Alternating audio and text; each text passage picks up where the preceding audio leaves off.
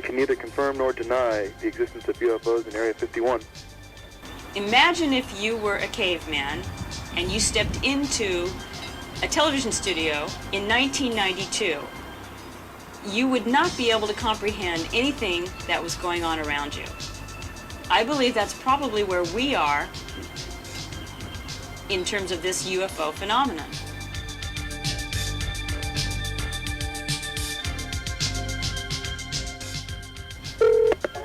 This is the Sky Report from the Griffith Observatory in Los Angeles for the week ending July 7th. Jupiter is a third of the way up the sky as the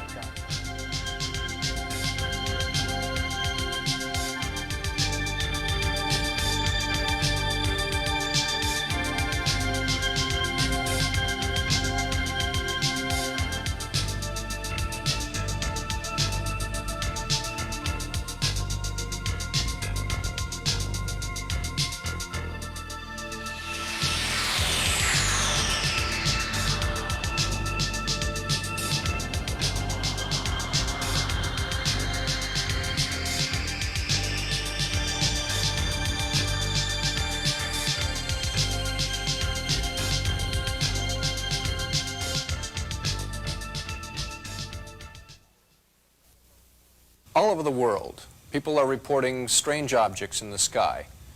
Flying objects that they can't identify. Objects known as UFOs. In recent years, thousands of UFO sightings have been reported throughout North America, South America, Western Europe, Russia, Australia, Japan, in fact, just about every region on Earth. According to experts, these thousands of reports probably represent only 10% of the actual sightings. What is a UFO? With careful analysis, many UFOs have a conventional explanation. Some turn out to be natural phenomena, comets, meteors, strange clouds, even the aurora borealis. Some UFOs are actually misidentified aircraft. This UFO, photographed over Catalina Island, remained unidentified until advanced computer analysis showed that it is probably a small airplane.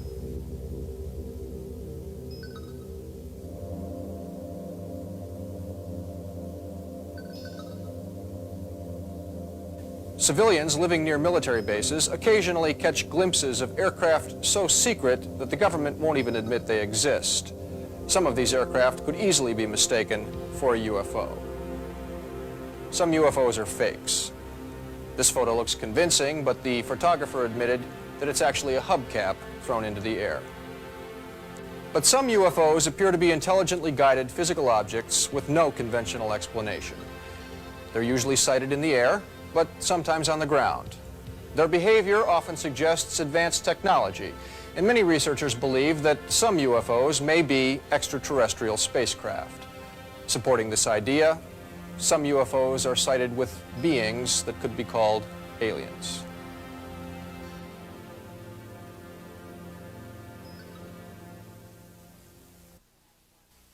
In the summer of 1991, I was living at the top of Topanga Canyon, which is outside of Los Angeles, California. One evening, I was out on the balcony with two friends, and we saw a strange, hovering red light in the sky. It appeared first by itself, and then there was a second light, which appeared alongside the first, followed by a third light appearing on the other side.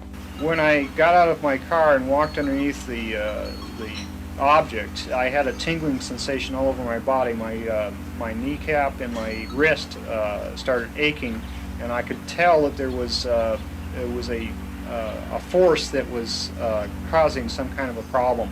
At that point, I realized that this was probably not a water tank. I was living in the Angeles National Forest north of Los Angeles, and I stayed home from work one day, and about 10 a.m. I was sitting on my patio, and I saw three saucer-like objects go by in the air so fast, it was just like shoo, shoo, shoo. And it was something I'd never seen, something going that fast. About 3 seconds later, there were three fighter jets chasing them.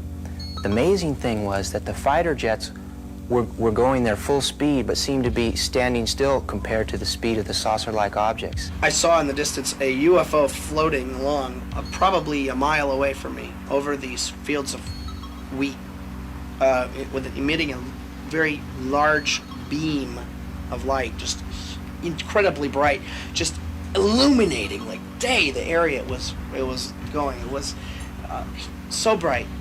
And then there would be two, and they'd be like this, and they'd go like that, and they'd be all over. And I stood up. I was sitting down. I stood up and looked at it, and the lights went off. But I could see its outline. And it started to come toward me. It kind of turned like this, and it came toward me. As we're driving down the road, I was asleep in the front seat, and all of a sudden I woke up, and there's this bright light behind us, and we both assumed it was a truck. It stayed right on our tail, and we couldn't, it wouldn't pass us or anything like that, so my wife just started speeding up, and when I looked over, the speedometer was pegged at 100 miles an hour, and this thing was right behind us, and I looked back, and there was no headlights. It was just one big mass of light, and our headlights were just about out. We couldn't hardly see anything. They were so dim in comparison. The next thing that we know, we are on the side of the road at a dead stop, and it's pitch black. It was a moonless night, and there was absolutely nothing around anywhere. And we went from 100 miles an hour to a dead stop with no reference of time in between. There was no braking or anything. It was just it was an instantaneous transition. It just seemed like we weren't supposed to talk about it. And since it was something that was so bizarre, we didn't feel that anybody would believe us anyways. Visual sighting is the most common kind of UFO encounter.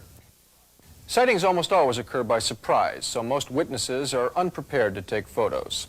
Nonetheless, some remarkable photos have been taken over the years, as well as film and video footage. Some photos have been subjected to laboratory testing for fraud, and while some frauds have been detected this way, other photos appear to be absolutely genuine. UFOs show up on radar. In Belgium in 1990, 4 military radars confirmed a UFO sighting. 2 F-16 jets pursued the object, also tracking it on radar, but they couldn't keep up. One jet's radar showed the UFO descending from an altitude of 10,000 feet to 500 feet in just 5 seconds, accelerating fast enough to kill a human pilot. Belgian military officials admitted they could not explain these events. UFOs also leave physical evidence. Researchers have compiled over 4,000 so-called trace cases from around the world.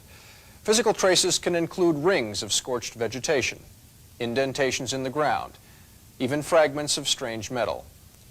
UFOs also seem to have dramatic temporary effects on physical objects. For example, some witnesses report that their cars or home appliances stop functioning during a UFO encounter, but start working again when the UFO disappears.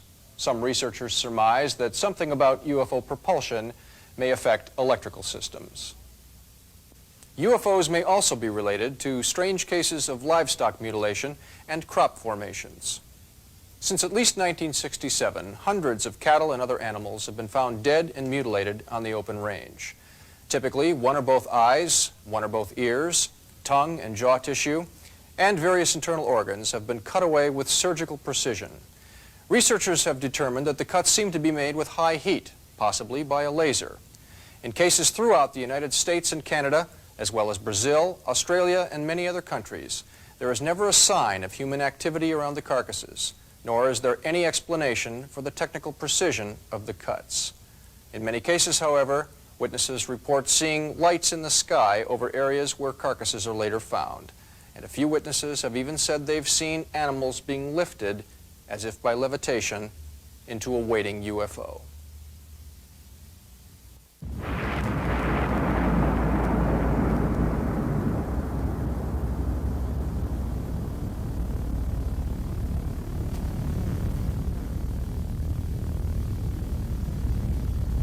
Contrasting with the gruesome animal mutilations, beautiful pictograms have been mysteriously appearing in the crop fields of many nations, especially southern England. In the early 1980s, simple circles were the norm, but each year they've become more elaborate and more numerous. One by one, conventional explanations have failed. In October of 1991, two gentlemen came forward saying they had hoaxed the whole thing, a story that made front-page news. But their claim quickly fell apart. The sheer number of formations would be impossible for two people to accomplish, and besides, these two gentlemen could not produce even one formation that matched the subtle details of the real thing. Meanwhile, 1991's pictograms were more elaborate than ever, none more astounding than the Barbary Castle formation, which appeared the morning after a night of lights in the sky. Colin Andrews, a leading expert on crop formations, explains. The story begins really with regard to this tremendously large and impressive marking on one summer's night when a number of people travelling along a road south of the town of Swindon saw a flash of light in the sky. It was an orange flash of light. Lightning was not in the vicinity. The cumulonimbus clouds associated with storms was not there, and they had their attention drawn to the sky due to the fact there was this bright flash of light. From that same spot in the sky came a beam of light with rippling edges, rippling veil, if you will, of golden light from the sky to the ground. At the end of the golden beam of light manifested a golden ball at ground level. Now that ball was seen to discharge, if you like. It faded away, and this same sequence occurred again within 15 seconds, two flashes of light, two curtains of golden rippling light, two golden balls manifesting at ground level. We were able, by simple triangulation methods, to ascertain where that aerial phenomena literally reached ground level.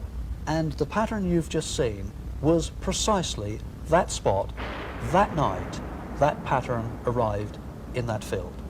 If we consider only that one pattern, we have to be looking at a phenomenon here which is of the greatest importance to all of us. What you're looking at there is the Mandelbrot set. Now that is a universal mathematical constant. It's the most complex arithmetic graphic form known to man. We've only been able to produce that in graphic form via computers in recent times, in recent years. It's a highly complex mathematical universal constant. Now, we were looking at that pattern, and one would have to say, if that pattern ever arrived on our planet, we would have something to consider, because that equates to the point at which order actually breaks down into chaos. That is the arithmetic graphical form which represents that state between order and chaos. Indeed, the very state which the indigenous people have been suggesting we have arrived at. And there it is. That is the Mandelbrot set. That arrived in a wheat field south of Cambridge in England just a few months ago. That indeed is the Mandelbrot set. Now that is the only graphic form which we certainly can support scientifically and have knowledge of its meaning. If that actually represents in the cereal crops of our planet what we understand is representative of the mathematical equation, then indeed those indigenous people for the first time have something to focus our attention upon. Nearly all UFO researchers believe that a small group of military and government leaders have successfully hidden the reality of UFOs from the general public. Some researchers feel that the so-called UFO cover-up may be the biggest, best-kept secret of all time. Some of the most relevant information that's been declassified by our own government comes out of the Freedom of Information Act documents from the Central Intelligence Agency, the FBI, the Air Force, and DARPA, Defense Advanced Research Projects Agency. These agencies, in disclosing their supposedly classified data, have made it very clear that our government's been profoundly interested in following the, I guess, activities of UFOs over the years, incursions of Strategic Air Command bases, Falcon Bridge, Malmstrom, Loring, all over the country, 1975, over Tehran in 1974, over Cuba in 1967, over Alaska, over Hawaii, all over the country. And even landings at Kirtland Air Force Base at New Mexico. And these aren't coincidences. And the fact the government acknowledges these, along with such things as landing at the Bentwater Air Base in England, the United Kingdom, suggests very clearly that the government knows what's going on and they're just withholding their data because they don't want to scare the public. If the cover-up is real, it may well have begun in 1947 at Roswell Army Air Force Base in New Mexico. On July 8, 1947, Roswell's public information officer, Lieutenant Walter Haut, issued a press release in which he said the military had recovered wreckage of a flying saucer that had crashed on a nearby ranch. The story caused an immediate sensation, but one day later it was retracted. The military now said that the wreckage was a weather balloon. Oddly, that wreckage was secretly flown to Wright Field in Dayton, Ohio, and was never seen again. And there the story might have ended. But in the late 1970s, several witnesses to the so-called Roswell incident decided to talk. One of them, Major Jesse Marcel, had been Roswell's intelligence officer and the first military man on the crash site. He had been familiar with all kinds of aircraft, rockets, balloons, even the top-secret devices of his day. He had handled a great deal of the Roswell wreckage, and in his words, it was nothing from this earth. Marcel, in fact, believed that he had handled pieces of an extraterrestrial spacecraft. From 1947 on, UFO sightings were so prevalent that the CIA became concerned. In January of 1953, they convened the so-called Robertson Panel to assess the national security implications of UFOs. The panel quickly reached two conclusions. On one hand, there was no evidence of a direct threat to national security from UFOs. On the other hand, there was a threat of public mass hysteria if UFO reports continued unchecked. Therefore, the CIA recommended an immediate policy of debunking with the goal of reducing public interest in UFOs. Captain Edward J. Rappelt, then chief of the Aerial Phenomena Branch of the Air Technical Intelligence Center, explained the new policy this way. "We're ordered to hide sightings when possible," he said, "but if a strong report does get out, we have to publish a fast explanation. Make up something to kill the report in a hurry, and also ridicule the witness, especially if we can't figure an answer. We even have to discredit our own pilots." The question remains, how much was really known about UFOs, and who knew it? Recent disclosures indicate that an elite group inside the government may have known a great deal. In 1984, an undeveloped roll of 35mm film was anonymously sent to UFO researchers Bill Moore and Jamie Chandra in California. When developed, the film showed 8 pages of an alleged top-secret document. The title page read, "Briefing Document, Operation Majestic 12, prepared for President-elect Dwight D. Eisenhower." The document described MJ-12 as a super-secret committee that dealt with alien-related information. It said that the Roswell incident was a genuine UFO crash recovery, complete with alien bodies. It described other recoveries as well, and said that the fact of alien intelligence on the Earth was a matter of extreme importance, requiring absolute secrecy. The document was made public in 1987 and set off a storm of controversy. Skeptics immediately branded it a hoax, but other researchers studied it in detail, looking for signs of fraud. To their surprise, no obvious fraud could be found. Even tiny details of history and style checked out. Nonetheless, the verdict on MJ-12 remains ambiguous. The document may indeed be a hoax, but a hoax this good could only come from an inside source. Who would want to release such a document, and why? So far, nobody knows for sure. Many researchers believe that secret government knowledge of UFOs goes far beyond the recovery of crashed saucers. In recent years, alleged eyewitnesses have reported direct face-to-face meetings between military personnel and live aliens. Other witnesses claim that the government is in possession of alien technology. In just a few moments, you will hear the direct testimony of 2 such witnesses. The first witness is a man we'll call Bill, formerly an Air Force tech sergeant with a top-secret clearance.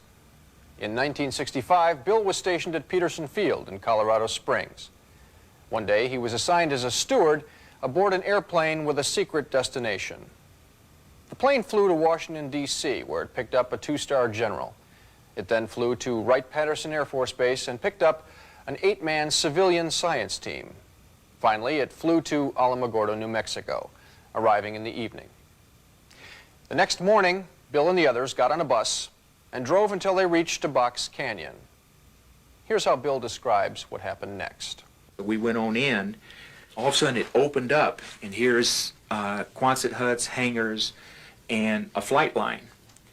And we pull up there, and then the special team, the science team, got off and went over to cross the ramp, and here is a UFO sitting on the ramp. Here are two beings standing there, okay, that are communicating, however they're communicating. The general was a little over 6 foot tall, and the two individuals were equal in height to him. They had flight suits on that were a silver gray, okay, they didn't have helmets or anything like that. They were long-fingered, right, okay, 5-fingered, but they were long-fingered, very delicate, very slim, okay, not a definition in hip, waist-hip type situation. Uniform was one piece, boot all the way up. We saw the demonstration as far as the flying of the craft, hovering, disappear, come back, virtually no sound. From there, we went back, very hush-hush. That's the last we heard of anything. Could it be that government personnel have not only met live aliens, as Bill says, but have even acquired alien technology? In 1989, a man named Bob Lazar appeared on Las Vegas television claiming that he was a physicist hired by the Office of Naval Intelligence to study an alien spacecraft held at a secret location near Groom Lake, Nevada. Since 1989, researchers have tried to either prove or disprove Lazar's sensational claims, but have failed to reach a verdict. Meanwhile, Lazar sticks by his story, and with the passage of time, it seems increasingly likely that he's telling the truth. What he says is astounding. Between December of '88 and April of '89, I worked as a senior staff physicist in what has to be the most secret project in history.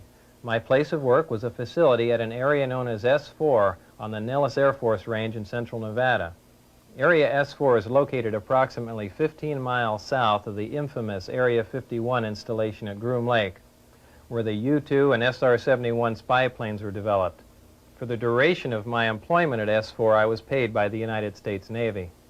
I had at least partial views of the 9 different discs out at Area S4, but the one I'm going to describe to you now is the one in which I not only saw 2 of the 3 interior levels, but I also saw it fully functional in flight. This particular disc appeared to be in excellent condition, and because of its sleek appearance, I nicknamed it the Sport Model. The Sport Model is about 16 feet tall and 40 feet in diameter. The exterior skin of the disc is metal, which is the color of unpolished stainless steel. The Sport Model sits on its belly when it's not energized. The power source is a reactor, which uses element 115 as a fuel, and uses a total annihilation reaction to provide the heat which it converts to energy, making it a compact, lightweight, efficient onboard power source. As you can see, the hatch is located on the upper half of the disc with just the bottom portion of the door wrapping around the center lip of the disc. The interior level of the disc is divided into 3 levels. The lower level is where the 3 gravity amplifiers and amplifier guides are located. The reactor is located directly above the 3 gravity amplifiers on the center level and is in fact centered between them. The reactor is similar to this half-scale model. The element 115 is machined into triangles like this and is then inserted into the reactor. The center level of this disc also houses the control consoles and seats, both of which were too small and too low to the floor to be functional for adult human beings. My job in this program was to be part of a back engineering team. Back engineering is the act of taking a finished product and tearing it apart to find out what makes it tick. The goal in this program was to see if the technology of the disc could be duplicated with Earth materials. As part of my indoctrination into the program at S4, I would randomly be taken into a small room which contained a table, a chair, and 120 or so briefings in blue folders. I'd be left there to read for varying amounts of time, usually about half an hour. These briefings contained a wide spectrum of information, mostly relating to aliens and alien technology. These reports appeared to be an overview of alien information which can be used to brief scientists from any field about the scope of the whole project. and not just their specific field of endeavor. In May of 1987, some scientists took an antimatter reactor to an underground blast facility on the Nevada test site to perform an experiment. Unfortunately for them, their experiment required them to cut the reactor open, which resulted in their deaths. This explosion was explained to others at the test site as a previously unannounced low-yield underground nuke test. I was hired in December of 1988 to replace one of these men. The S4 installation is built into the mountain, and the 9 hangar doors are angled at about 60 degrees. These doors are covered with a sand-textured coating to blend in with the side of the mountain and the desert floor. The hangar that housed the sport model was like a typical airplane hangar with the exception of the angled doors that I mentioned before. The hangar was equipped with typical tools and extensive electronic equipment. It also had a machine with an X-ray emblem on it and an overhead crane rated at 20,000 pounds. Equipment in this hangar was marked with a black number 41 with a white circle around it. It was outside of this hangar that I saw the sport model tested. Probably the most amazing thing about Area 51 is the fact that this is literally the only place in the world where you can go out and actually see flying saucers on a timetable basis. You can literally go out there on a Wednesday night between about 7 and 1 a.m. and you'll see these things flying up and down the valley. It's absolutely amazing. On even a bad night, you'll have 10, 11, 12 sightings. On a good night, and I've been out there with friends of mine camping, on a good night, the sky will just rip open with these things. You'll see anywhere between 20 to 40 objects in a night testing over the base for anywhere from 15 minutes to 45 minutes at a time. You'll see these objects flying up and down the valley. We've had people where these objects have flown right over their heads as they've gotten out, fumbled for their cameras and then shot away. Area 51 is the single most amazing thing because, first off, we know the military's got them. Second off, in their pure arrogance, they really don't care whether or not we see them or not. And third off, it's much easier to make us look crazy because we're just civilians out there than it is to test this stuff over their own land, over Nellis Air Force Base, where experts or people that have something to do with a project or security personnel can actually come forward and expose this project. But I'm hoping that Area 51 is going to be the camel's nose under the tent, that enough people are going to go out there and start seeing these things, enough people who are skeptical about it, who are going to see these things for themselves and realize, by God, there's something there, because this is the singular most important scientific advance in the history of the human race.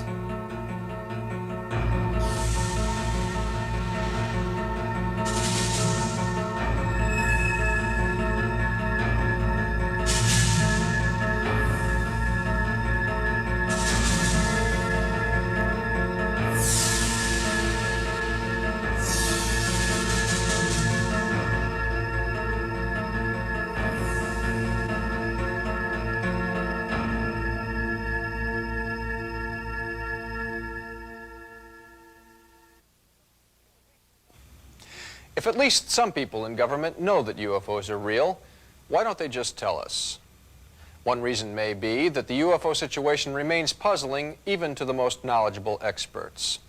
Indeed, if some UFOs are alien spacecraft, as many researchers believe, it may be that no one really knows who these aliens are or what they want. Ample reason for a cover-up. How many government officials would want to risk looking ignorant and powerless in the face of something as momentous as the discovery of alien intelligence right here on planet Earth? Another justification for the secrecy may be the possibility of social upheaval. In 1979, a former CIA official named Victor Marchetti published an article titled "How the CIA Views the UFO Phenomenon." In it, he theorized that all major governments are committed to hiding the fact of alien intelligence from the public, for fear that disclosure might, in his words, erode the foundations of Earth's traditional power structure. He went on to say that political and legal systems, religions, economic and social institutions could all soon become meaningless in the minds of the public. Civilization as we know it could collapse into anarchy. Such extreme conclusions are not necessarily valid, he said, but they probably accurately reflect the fears of the ruling classes of the major nations. The Robertson panel report, discussed earlier in this program, demonstrates that our government has long considered UFOs to be a national security issue. Is public hysteria their only concern, or is there more? Millions of citizens believe they have had a close encounter with an alien. Some say the experience was wonderful. Others feel traumatized. In these accounts, aliens of many kinds are described, but a high percentage of unpleasant encounters, also called abductions, seem to involve a particular kind of alien known as a gray. Does this mean that some aliens are dangerous? Assuming that the abduction experience actually involves alien encounter, the alien's intent is by no means clear. Does anyone in our government have the answer? So far, we don't know. For most citizens, the challenge posed by UFOs and aliens is a personal one. Depending on what we already believe, adjusting to the arrival of alien intelligence could seem easy or almost impossible. Fear of the unknown is one of humankind's most basic traits. Any one of us might feel fear on first meeting an alien, especially if it looked very strange to our eyes. But fear, though understandable, is not necessarily warranted. If we prepare ourselves ahead of time with knowledge and self-confidence, we may be able to ignore our fears long enough to find out what's really going on. Indeed, the results might be astounding. Whether we like it or not, UFOs are telling us that the human race is probably not alone.